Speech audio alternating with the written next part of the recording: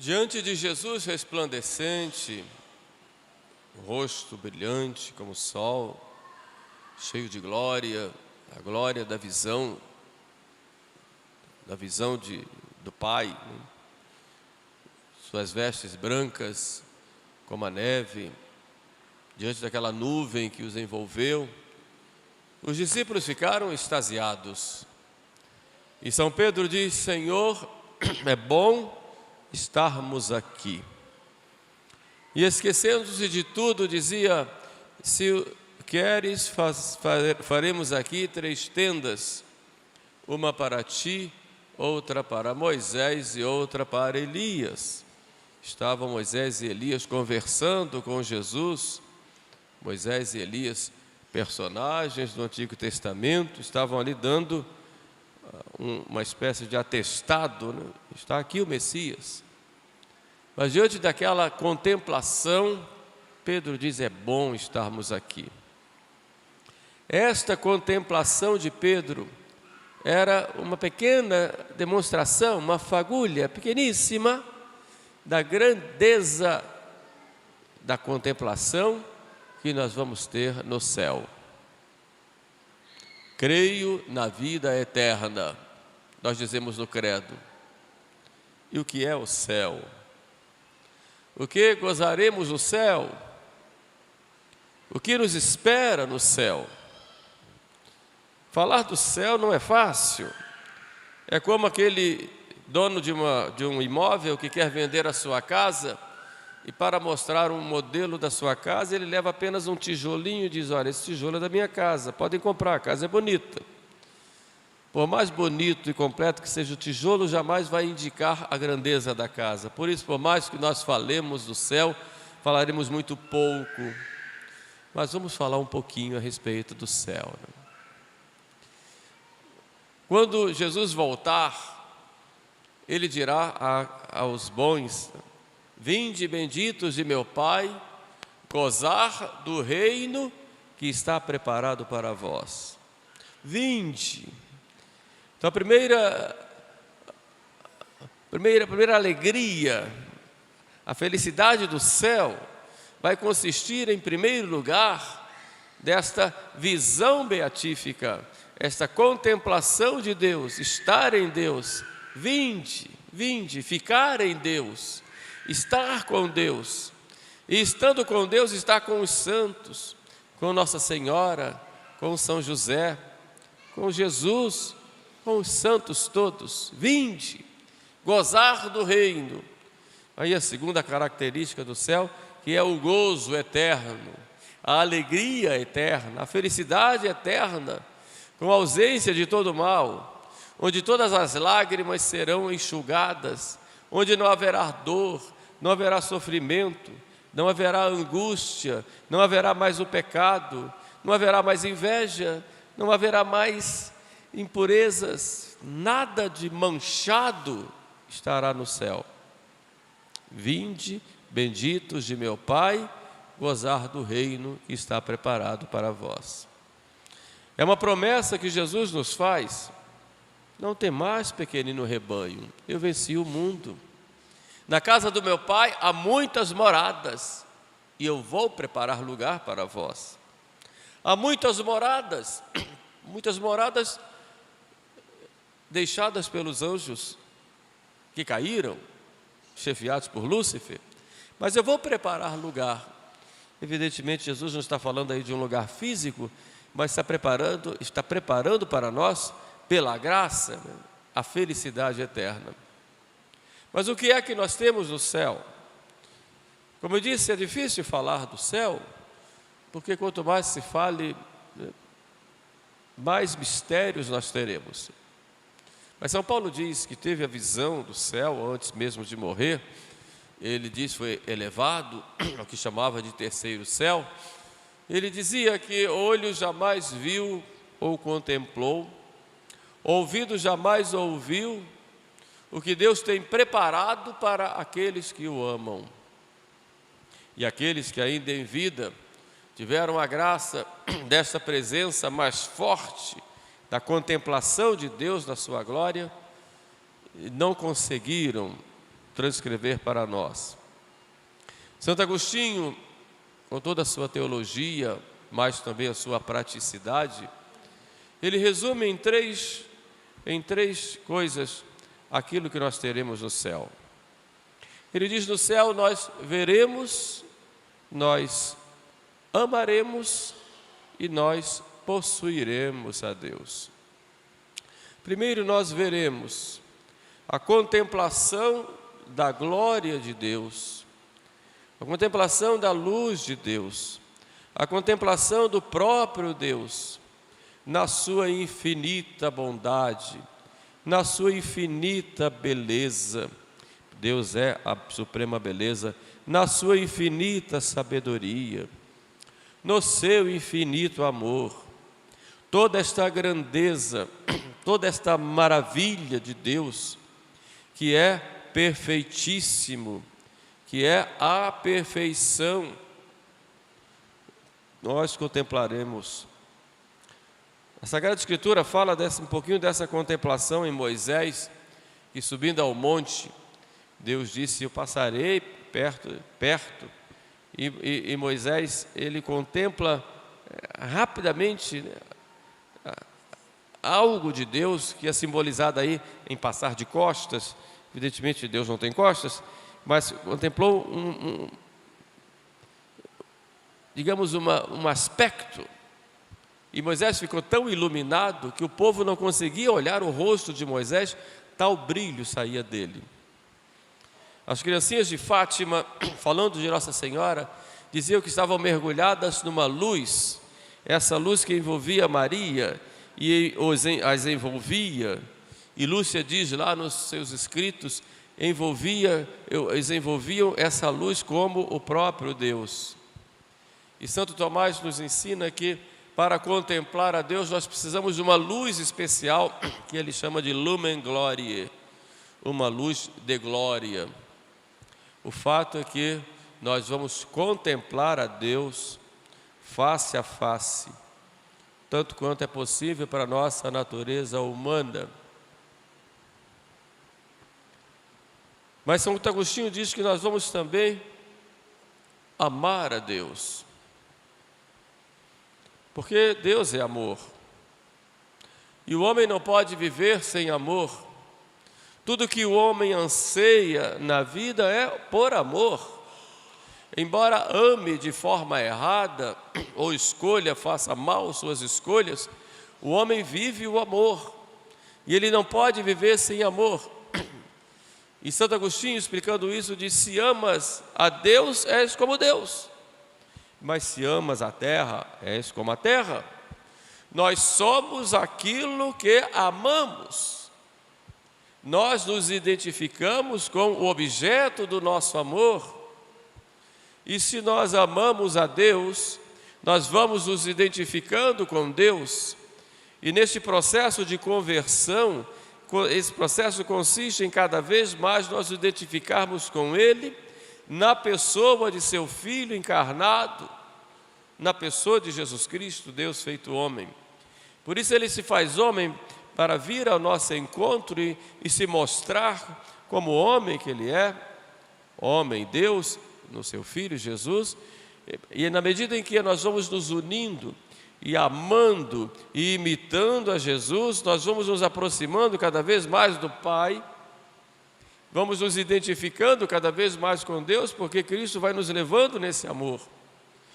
Embora tenhamos nossas lutas, nossas quedas, nossos pecados, Deus, por seu Filho, vai nos transformando, nos elevando para nós nos identificarmos com Deus, nos identificarmos no seu amor. Só que no céu isso vai acontecer de modo pleno e eterno. Então essa identificação de amor é aquilo que Santo Agostinho diz, que no céu nós amaremos a Deus. Haverá uma identidade de amor em nós, e não haverá outro amor em nós senão o amor de Deus. Deus em nós, nós em Deus. E é nesse sentido que Cristo diz: quem come a minha carne e bebe meu sangue, permanece em mim e eu nele. Aquele que me ama, meu Pai o amará, e nós viremos a Ele, e nele faremos morada. Isso já pode acontecer aqui na terra pela graça, na medida em que nós vamos buscando viver esse amor de Deus, e isso vai ocorrer de modo pleno no céu. Viver eternamente no amor e de amor, e isso eternamente. Não haverá mais felicidade nenhuma a não ser essa, viver esse amor que nós ansiamos tanto aqui na terra e nos damos muitas vezes tão mal porque escolhemos mal. Quantas vezes nós nos decepcionamos com as coisas do mundo, com pessoas e até conosco mesmos, exatamente porque escolhemos mal a que amamos, o objeto do nosso amor. No céu, não. O objeto é o próprio Deus. Por isso a Sagrada Escritura diz: Deus será tudo em todos, nesta intimidade de amor. É um mistério. É um mistério. Mas é uma verdade. É esse amor que nós buscamos. E a alma humana, nesta sede do transcendente, só vai encontrar a sua felicidade nesse transcendente, ou seja, nesse ser que é Deus. Não adianta nós buscarmos a felicidade dentro de nós mesmos, a não ser em Deus. Hoje se espalham muito aí livros de autoajuda. É preciso tomar cuidado com esses livros para nós não cairmos na gnose ou no gnosticismo ou no esoterismo, achando que nós somos deuses, que somos a solução de tudo, como se toda a solução dos nossos problemas, dos nossos anseios, estivesse dentro de nós mesmos. Está sempre em Deus, que pode estar dentro de nós, e que está, porque a nossa sede de felicidade só se encontra no amor. E essa sede de felicidade só vai se encontrar na sua plenitude em Deus.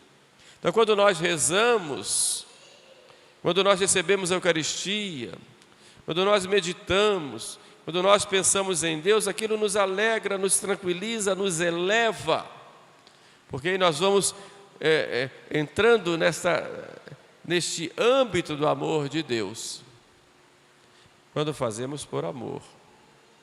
Por isso é inadmissível um cristão que passa o dia inteiro sem rezar. É inadmissível um católico não procurar conhecer a Deus, não procurar ouvir a voz de Deus, que está lá na Sagrada Escritura, por exemplo, não procurar receber a Eucaristia. É inadmissível, porque vai contra a própria natureza do ser cristão.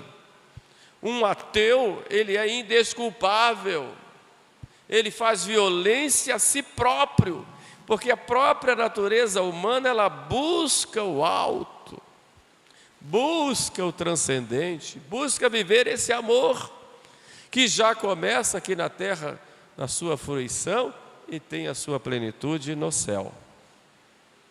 É isso que nós buscamos. E estamos aqui na terra nessa busca, nessa caminhada para o céu. Mas Santo Agostinho diz que no céu também nós possuiremos a Deus. Ter a posse de Deus é a posse do sumo bem. Todos nós queremos o bem. Todo mundo, quando faz suas escolhas pelo bem.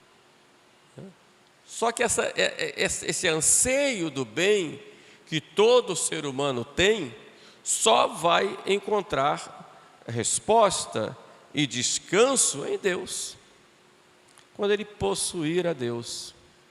A verdade nós vamos possuir em Deus. Todo mundo busca a verdade. Isso faz parte da própria natureza humana, própria alma humana. Essa sede de conhecimento é a sede da verdade que todo mundo tem. Quando alguém fala uma coisa, o que foi? Isso é a sede da verdade. Como foi? Por que foi? É a sede da verdade que é própria da natureza humana. Aconteceu tal coisa em tal lugar, e a gente fica logo curioso. Como é que foi? Quem falou isso? Isso faz parte da natureza humana, que tem essa sede da verdade. Faz parte da nossa alma. Agora, é claro que quando nós descobrimos a verdade, quando conhecemos a verdade, a alma como que descansa. Ela fica tranquila. Quando a gente busca algo e pesquisa, e quando encontra o objeto da pesquisa, que alegria, e que ansiedade, que vontade de explodir, de falar, de espalhar.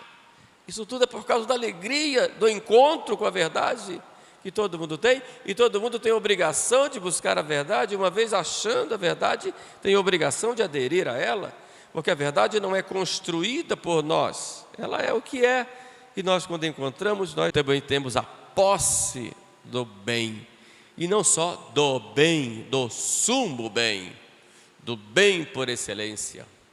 Todos nós buscamos a beleza. A gente se alegra quando a gente encontra uma coisa bela e a gente contempla. Quem não fica extasiado diante de um quadro bem pintado? Quem não fica extasiado diante de uma paisagem, montanhas, mares, rios? Quem não se extasia diante de uma flor, diante da variedade da nossa botânica ou dos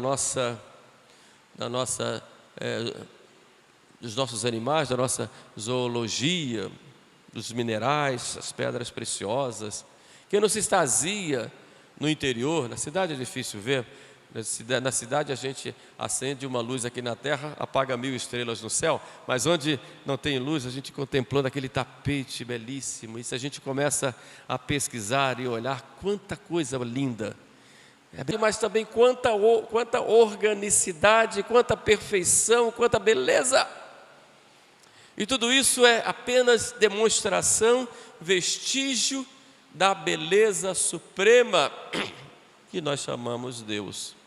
Se ao contemplar essas coisas tão pequeninas, microscópicas, como alguns dizem, e essas coisas grandiosas, que são vestígios de Deus, porque é mentira, odeiam a beleza, os que não querem Deus.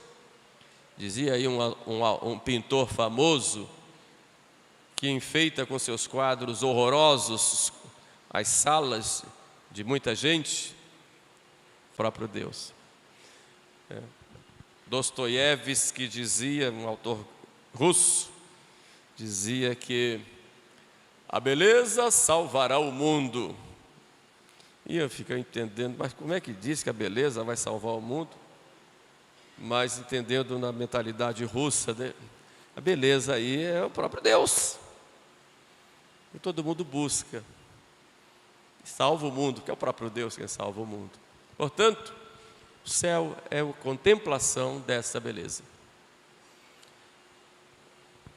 Aí a gente entende porque Pedro diz: Senhor, é bom estarmos aqui.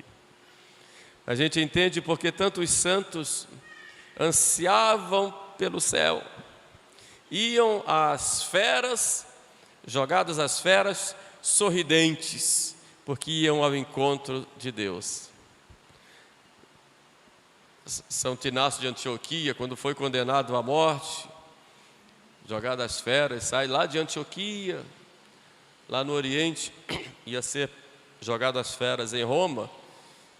E na sua viagem, caminhando ou de navio, conforme ele fez, em várias etapas, ele ia escrevendo cartas para as diversas igrejas. Então, quem quiser ter acesso a isso é fácil, né? As cartas de Santo Inácio de Antioquia são tão antigas, porque eles foram evangelizados diretamente pelos apóstolos. Então, são coisas que nós temos de mais antigo na igreja, de escritos depois da Bíblia. E ele dizia, escrevendo à igreja de Roma, para onde ele ia, dizia para os romanos: não interfiram na minha condenação, porque eu sou trigo e preciso ser moído nos dentes daquelas feras para que eu brote para a vida. É só a fé no céu pode fazer um homem como Inácio. A dizer isso? Só a fé. E tantos santos. Um São Francisco, que pede para na hora da morte ser colocado no chão e de braços abertos contempla com alegria o céu. Uma Santa Teresinha que diz: eu não morro, eu entro na vida. E tantos outros, né? Porque tinham esta fé e já muitas vezes já começavam na porta do paraíso a contemplarem essa maravilha que é Deus. Só que, já estou encerrando, lá no alto do Monte Tabor, Jesus estava conversando com Moisés e Elias sobre a paixão. Depois Jesus desce com os apóstolos e diz: não fale o que vocês viram até que eu ressuscite, que o Filho do Homem ressuscite dos mortos. Portanto, se ele vai ressuscitar, ele vai morrer. Vai morrer como? Na cruz. Então, o caminho do céu é o caminho da cruz. Não vou chegar ao céu sem passar por esse caminho da cruz. Entenderam? Por isso São Paulo dizia, já achando que ele ia morrer naquela época, né? Eu estava preso, né? Vão me matar aqui, então eu já vou dizer o que eu quero. Combati o bom combate, terminei a minha carreira, guardei a fé. Combati. Minha caminhada para o céu é um combate. Então não desanime no combate. Não desanime. Combata o bom combate. E é grande. Contra si próprio, contra o mundo, contra a carne, contra o diabo. Combatam. As armas ao Senhor vai dar. Combati o bom combate. Terminei a minha carreira. Então, estou caminhando. Caí, levantei. Graças a Deus, estou terminando a minha carreira. Guardei a fé. Resta-me agora esperar a coroa da justiça que o Senhor justo juiz me dará naquele dia. Pronto. Está resolvido. Aí as portas se abrem para o céu. Portanto, nesta quaresma, nós pensamos muito na morte. Quarta-feira de cinzas, falamos da morte. Pensamos no inferno, né? Semana passada, falando das tentações, coisa séria, né? Mas não vamos nos esquecer de que o nosso fim é o céu. E é para lá que nós vamos lutar sempre. Nunca percamos o céu de vista. Nunca. E busquemos nos converter, porque Deus vai dando a graça e nos chamando para o céu. Todos os dias. Está falando conosco o tempo todo. Vem para o céu, vamos para o céu. Estou esperando, vem para cá. Não vamos deixar para a última hora, né? Para não acontecer como aconteceu com aquele homem que na hora da morte recebeu um padre, e o padre falando do arrependimento, da conversão, ele mandou o padre calar a boca e disse: padre, não adianta, o pão está duro e a faca não corta mais. Então vamos cuidar de, enquanto é tempo, colocarmos o nosso rumo, né, para podermos alcançar o céu. Pensamos, pois, a Santíssima Virgem Maria, tão cuidadosa com a nossa salvação, que ela sempre nos anime e nos impulsione nesse desejo do céu.